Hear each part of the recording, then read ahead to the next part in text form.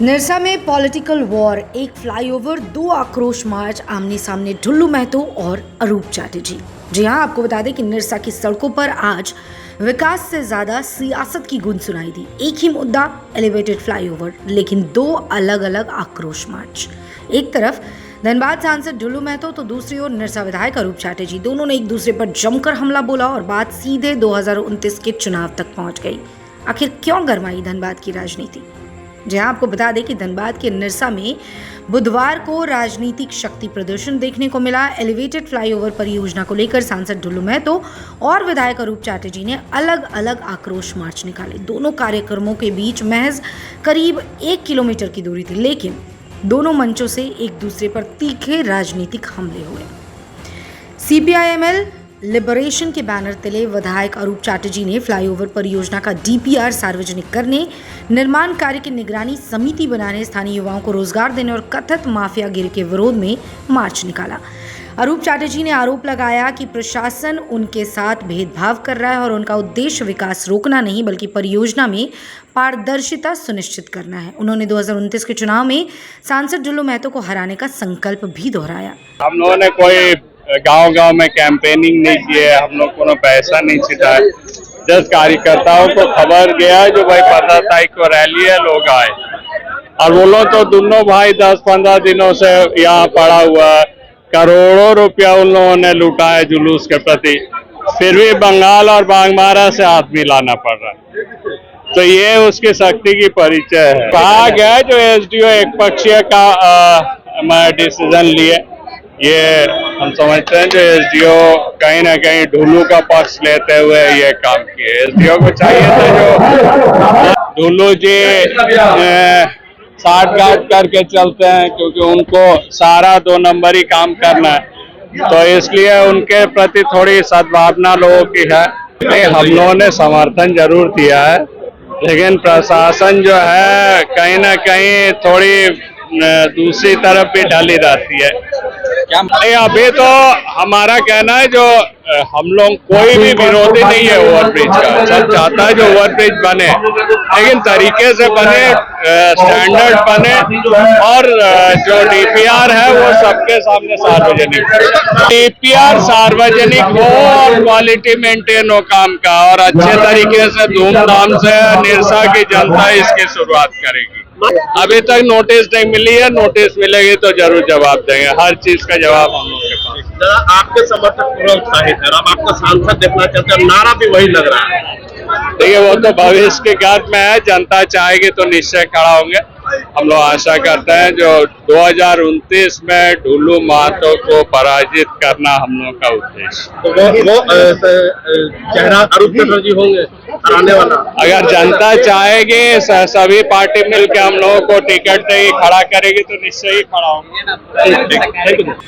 वहीं सांसद ढुल्लू महतो ने अपने समर्थकों और बागमारा विधायक शत्रुघ्न महतो के साथ विशाल पैदल मार्च निकाला। उन्होंने विधायक अरूप चैटर्जी पर विकास विरोधी राजनीति करने का आरोप लगाया। सांसद ने कहा कि फ्लाईओवर का डीपीआर जारी करना प्रशासन का विषय है और जनता विकास चाहती है, राजनीति नहीं। उन्होंने ये भी कहा कि 2029 में जनता स्वयं इसका जवाब देगी। ये भीड़ नहीं बोल रहा है, निरसा के जनता का आक्रोश बोल रहा है। निरसा की जनता की आक्रोश बोल रहा है। आक्रोश इसलिए दिखा रहा है कि ये विकास विरोधी हैं और विकास को रोकने वाले हैं, फैक्ट्री बंद करवाने वाले मानसिकता के हैं, यहाँ खदान बंद कराने वाले मानसिकता के हैं। ये बंगाल मानसिकता से, ममता दीदी के मानसिकता से चलने वाले हैं यहाँ के विधायक।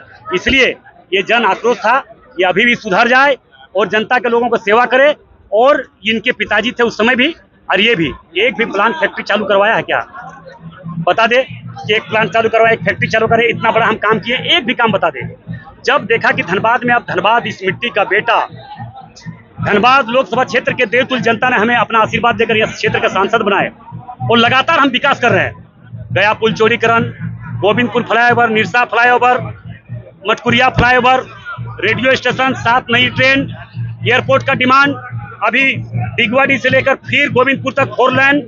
तो विकास ही विकास हो रहा। तो ये विकास विरोधी लोग देख रहा कि अगर ये विकास करते रहेंगे तो हमारा तो बोरिया बिस्तर बंधा जाएगा, हमारा लोटिया डूब जाएगा। भारतीय जनता पार्टी के नेतृत्व में विकास हो रहा है, हुआ है।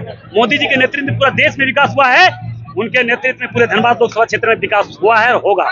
जल क्यों रहे लोग आपसे इतना विकास के बाद? ये तो आप देख सकते हैं ना, इन लोगों के आज तक पिताजी भी रहे और ये लोग भी विधायक हैं, तो इन लोग कोई काम नहीं किया तो हमने काम करने लगे लगातार, तो इनका दुख तो होगा ही कि एक गरीब का बेटा सांसद बना, लगातार विकास पर विकास करने लगे।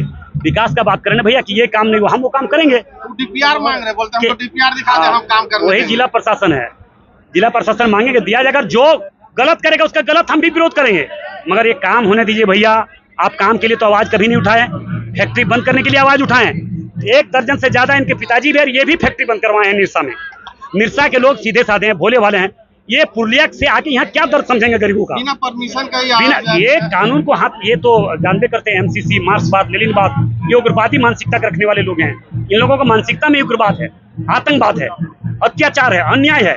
यहाँ के लोगों से दर्द नहीं, यहाँ की मिट्टी से दर्द है, इसलिए विकास का विरोध कर रहे हैं। अगर बिना परमिशन के तो जिला प्रशासन से क्या जिला प्रशासन को केस करना चाहिए, क्योंकि जिला प्रशासन को अपने सामने बोना दिखाने का काम किया, क्योंकि जिला प्रशासन के इनका अनुमति एक भी कोई कार्यक्रम का नहीं दिया।